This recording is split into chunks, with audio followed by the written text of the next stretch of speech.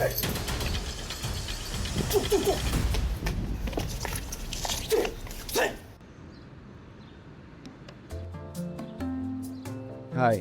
I'm Harshh Verma, India's first Shaolin warrior monk and Indian ambassador to the Shaolin Temple. I had no idea about what Shaolin is except, watching the movies of, famous kung fu actors like Jackie Chan, Jet Li, Master Bruce Lee, and then Wu Jing. Becoming a Shaolin warrior monk was never my plan, and I think I was destined for it. I'm from Mumbai, from India. I've been a professional athlete all my life. That journey was purely of discipline and athleticism, which really got me into understanding of the body.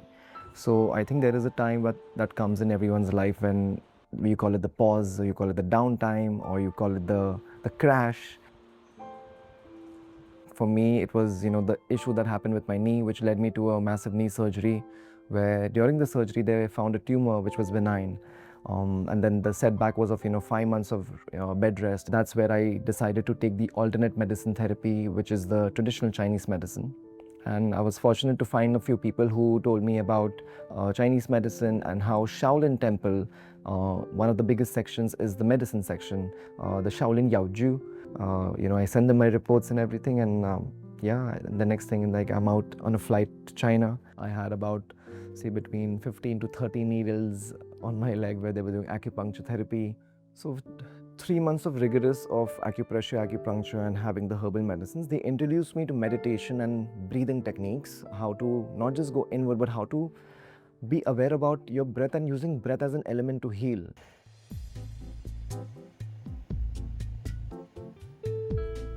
So one of the main pillars is the Shaolin Kung Fu, the physical practice part of it. But it's not just physical. There is, synthesis of the mind, and your mind obviously gives a trigger to your body to follow.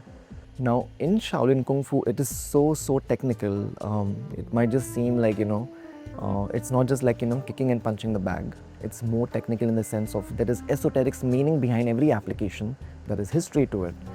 There is so much of alignment and body anatomy that's there, where there is science of your x-axis and y-axis, and of course your prana, your chi, your breath, and how everything is in connection. I didn't know that who Bodhidharma was. I did not know the history of the Shaolin Temple and the practice of it, the culture, because every culture has a history, every culture sails and hails from somewhere.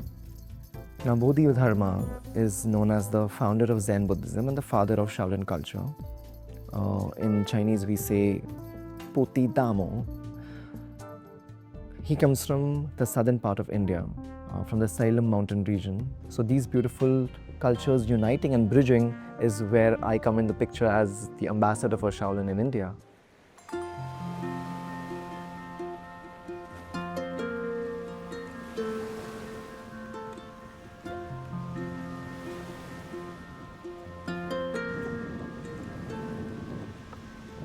We definitely want to get more awareness done for people about how in the ancient India the practice was there.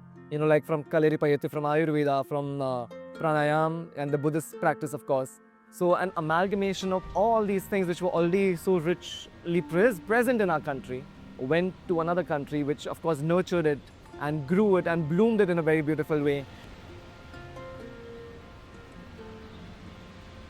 So in our traditional Shaolin philosophy, we have this really beautiful quote saying, it's called the Shaolin achievement method. It's called the Shaolin Gungfa. Gungfa is the achievement method, and there are 6 harmonies. So I'll just say it in Mandarin. 柳河有称，内三合和外三合，外三合是手有足，肘有膝，肩有胯。内三合是有心有意，意有气，气有理合。这个是 Shaolin Gungfa 的意思。So what it's actually meaning is there are 6 harmonies, there is 3 outside and 3 inside. And these 3 harmonies, when you understand the esoterics of the alignment of the outside, and that's where the understanding of the inside comes in. And then when these 6 harmonies are in harmony, That's the achievement method of Shaolin, and it takes years, it takes time and effort to do this. So it's not movement for movement's sake, it's not application for application's sake, but it's understanding the culture as a whole. And that's the beauty of an ancient martial art.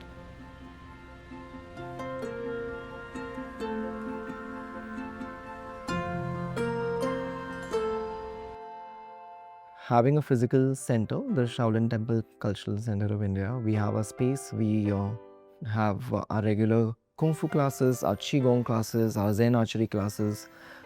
With these, we attach our breathing and meditation. With this, we attach the history and philosophy. We're focusing more on the mind and the mental aspect of this, because in the end, it's all here because you're the only one who's living in your mind and body.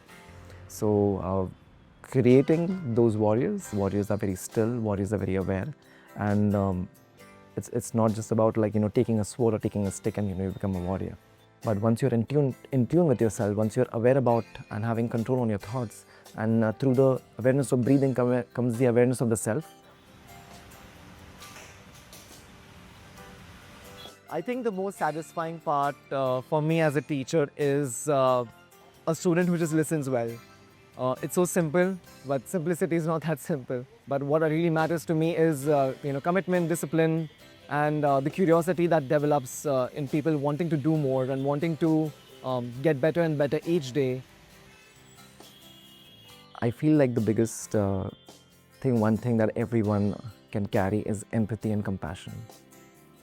If we operate with that, the world becomes a much safer and a better place to live.